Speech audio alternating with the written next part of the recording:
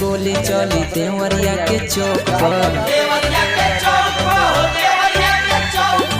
धाए धाए गोली चली रुद्रपुर के चौक पर। नाचे परी गोली तोरा राइफल के नोक पर।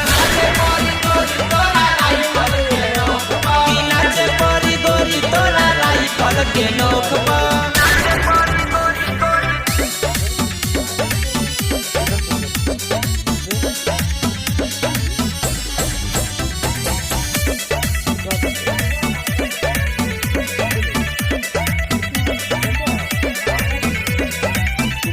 बैठी नजरिया नामी लावत दूर से नाच देखिया बाड़े लइका गोरखपुर से।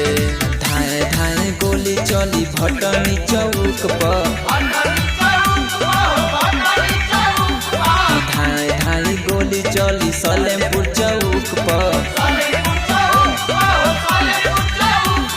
नाचे परी गोली तोरा राइफल के नोक पर। नाचे परी गोली तोरा राइफल के नोक पर।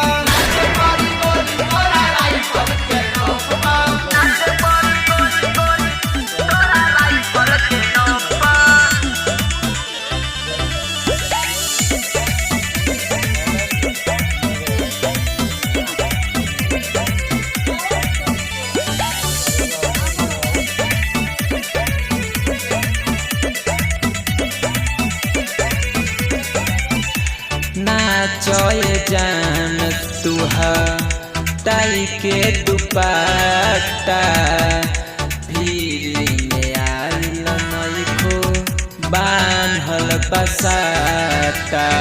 धाए धाए गोली चली कुशीनगर के चौक पर। धाए धाए गोली चली गोरखपुर के चौक पर। नाचे परी गोली तोरा राइफल के नोक पर। नाचे परी गोली तोरा राइफल के नोक पर। Sonu recording studio Patna.